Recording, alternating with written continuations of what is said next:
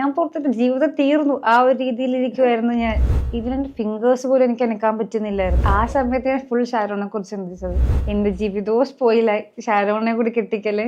ക്ലീശായിട്ടുള്ള ഡയലോഗാന്ന് അറിയുന്നാലും ഇപ്പൊ എനിക്ക് ആ ഒരു തോട്ടായി, പുള്ളിനെ കാണാതിരിക്കാനേ പറ്റാത്തൊരവസ്ഥയെ.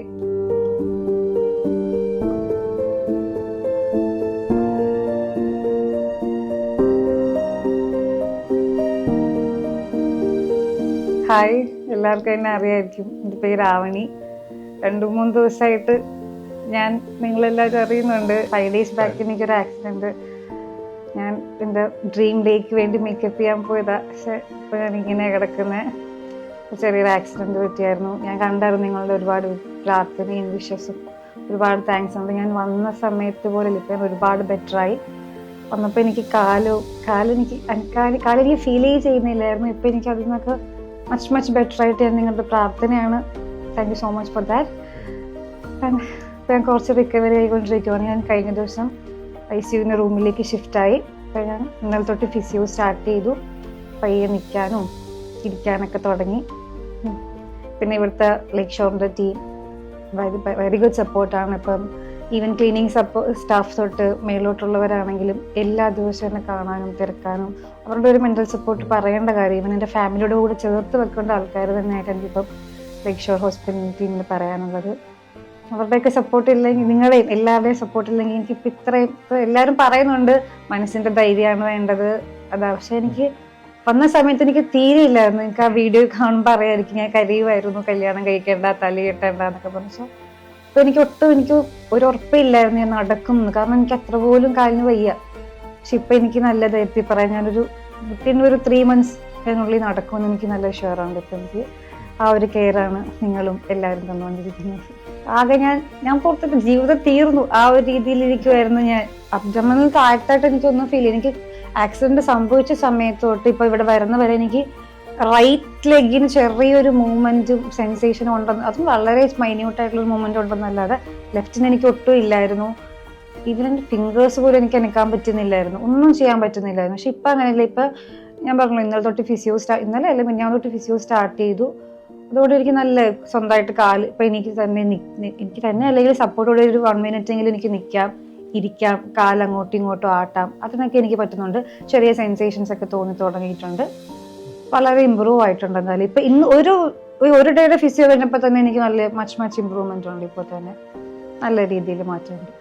ആ സമയത്ത് ഞാൻ ഫുൾ ഷാരോണിനെ കുറിച്ച് ചിന്തിച്ചത്.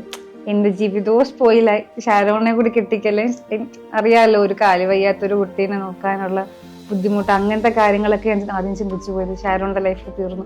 അതുകൊണ്ട് എനിക്ക് ആദ്യം അത് കെട്ടല്ലേ, ഞാൻ നടന്ന് തുടങ്ങിയിട്ട് കല്യാണം കഴിച്ചാൽ മതി, ആ ഒരു മെന്റാലിറ്റി എനിക്ക് എന്നെ കുറിച്ചല്ലായിരുന്നു. അപ്പോൾ എൻ്റെ ഫുൾ ഷാരോണിനെ കുറിച്ചായിരുന്നു. പുള്ളിയുടെ ലൈഫ് പോയി, പുള്ളിയുടെ ഫാമിലി, അങ്ങനത്തെ കാര്യങ്ങളൊക്കെ ആയിരുന്നു. പക്ഷെ അപ്പം എന്നെ എല്ലാവരും കൂടി നിർബന്ധിച്ച് താലി കെട്ടി. അത് കഴിഞ്ഞിട്ടാണ്, അതുവരെ നമുക്ക് ഇഷ്ടം ഉണ്ടായിരുന്നെങ്കിലും അത് കഴിഞ്ഞിട്ടുള്ളൊരു ഇഷ്ടം ഉണ്ടല്ലോ ഇപ്പോൾ. അപ്പൊ എനിക്കിപ്പം ഒരു നിമിഷം പോലും ക്ലീശായിട്ടുള്ള ഡയലോഗാന്ന് അറിയുന്നാലും ഇപ്പൊ എനിക്ക് ആ ഒരു തോട്ടായി, പുള്ളിനെ കാണാതിരിക്കാനേ പറ്റാത്തൊരവസ്ഥയെ. ആ ഒരു ബോണ്ട് കുറച്ചുകൂടി സ്ട്രോങ്ങർ ആക്കി ഈ ഒരു ആക്സിഡന്റ് എന്ന് വേണമെങ്കിൽ പറയാം. ചെറിയൊരു ഇന്റിമേറ്റ് വെഡിങ് പോലത്തെ എന്തെങ്കിലും പ്ലാൻ ചെയ്യുന്നുണ്ട്. ഞാൻ ലീവിന് എൻ്റെ ഇൻസ്റ്റഗ്രാം എടുക്കുവാണെങ്കിൽ തന്നെ മലയാളികളെക്കാളിലും കൂടുതൽ എനിക്ക് തമിഴ്നാട്ടിലെ ആൾക്കാർ കുറേ പേര് മെസ്സേജ് അയക്കുന്നുണ്ട്. അങ്ങനെ നമുക്കറിയാത്തവർ കൂടി കുഴപ്പമില്ല, ഗെറ്റ് വെൽ സൂൺ, അങ്ങനെ പല മെസ്സേജ് നമുക്ക് അറിയാത്ത, ചിലപ്പോൾ ഫേക്ക് ആയിരിക്കാം, എന്നാൽ പോലും ഒരുപാട് പേര് എനിക്ക് മെസ്സേജ് വന്നിട്ടുണ്ട് കണ്ടിന്യൂസ് ആയിട്ട്. ഷാരോണിന് തന്നെ ഒരു 1K ഫോളോവേഴ്സ് എനിക്ക് തോന്നുന്നു ഇപ്പം ഇൻസ്റ്റയിലേക്ക് കൂടിയെന്ന് തോന്നുന്നു. എല്ലാവരും എൻ്റെ അല്ല, ഷാരോണിന്റെ ഫാൻസ് ആയിട്ടാണ് മാറിയിരിക്കുന്നത്. ഞാൻ കമന്റ് നോക്കുമ്പോഴൊക്കെ ഷാരോൺ അങ്ങ് പൊക്കി വെച്ചിരിക്കും എല്ലാവരും കൂടി. അതിലെന്തായാലും ലേക്ക് ഷോറുകാരോട് എന്തായാലും മേജർ പാർട്ടായിരിക്കും. ഒരുപാട് നന്ദിയുണ്ട്. എന്ന് വെച്ചിട്ടുണ്ടെങ്കിൽ ഇന്നെ ഒരുപാട് പേര് എന്നെ വിളിച്ചു, ഷാരോണെ എങ്ങനെയുണ്ട്, ഷാരോണെ വൈഫിനെ എങ്ങനെയുണ്ടെന്ന് വാട്സാപ്പിലായാലും ഫോൺ, ഒരുപാട് പേരുടെ കോൾസ് എനിക്ക് അറ്റൻഡ് ചെയ്യാൻ പോലും പറ്റിയില്ല. അപ്പൊ ആരൊക്കെ വിളിച്ചെന്ന് പോലും എനിക്കറിയില്ല. പലതും അൺനോൺ നമ്പറാണ്. അപ്പൊ അവരോടെല്ലാം എനിക്ക് പറയാനുള്ളത്, ഹൃദയം നിറഞ്ഞ എന്താ പറയാ നന്ദിയുണ്ട് നിങ്ങളുടെ പ്രാർത്ഥനയ്ക്കും നിങ്ങൾക്ക് എനിക്ക് തന്ന സപ്പോർട്ടിനും പിന്നെ ഹോസ്പിറ്റലിനും എല്ലാവരോടും. നമ്മളറിയാത്ത ആൾക്കാർ, ഇപ്പൊ എൻ്റെ ഒരു നോർമലായിട്ടുള്ളൊരു വെഡിങ് ആണെങ്കിൽ മാക്സിമം ഒരു 1000 പേരൊക്കെ എൻ്റെ വെഡിങ് അറിയത്തുള്ളൂ. അത്ര അറിയുമെന്ന് പോലും എനിക്കറിയില്ല, 1000 പേര്. പക്ഷെ ഇതിപ്പോൾ വേൾഡ് വൈഡ് ഇപ്പം എന്താ UK നിന്ന് അവിടെ നിന്നൊക്കെ കോൾ വരുന്നുണ്ടെന്നൊക്കെ പറയുന്നുണ്ട്. UK നിന്നൊക്കെ അച്ഛനെയൊക്കെ വിളിച്ച് പ്രാർത്ഥിക്കാം, ഞങ്ങൾ അവിടെ പ്രാർത്ഥിക്കും ഇവിടെ പ്രാർത്ഥിക്കും. ഒരുപാട് പേര് നമുക്കറിയാത്ത ലാംഗ്വേജ് അറിയാത്ത ആൾക്കാർ വരെ ഞാൻ എനിക്ക് മെസ്സേജ് അയക്കുന്നുണ്ട്, പലതും പറഞ്ഞ്. അവരോടൊക്കെ ഒരുപാട് നന്ദിയുണ്ട്. Thank you so much for your prayers. ഈ ആവണെ സ്ട്രോങ് ആയിരിക്കാനും ആവണിക്ക് എനിക്ക് കൊടുക്കാൻ പറ്റുന്നതായിട്ടൊരു സപ്പോർട്ട് എനിക്ക് കൊടുക്കണമെന്നും, പിന്നെ എനിക്ക് എൻ്റെ ആഗ്രഹം അത് എനിക്ക് അറിയിക്കണമെന്നും, ഞാൻ ആവണിയുടെ കൂടെ ഉണ്ട് ലൈഫ് ലോങ്. അതാ ഞാൻ ചെയ്തത്.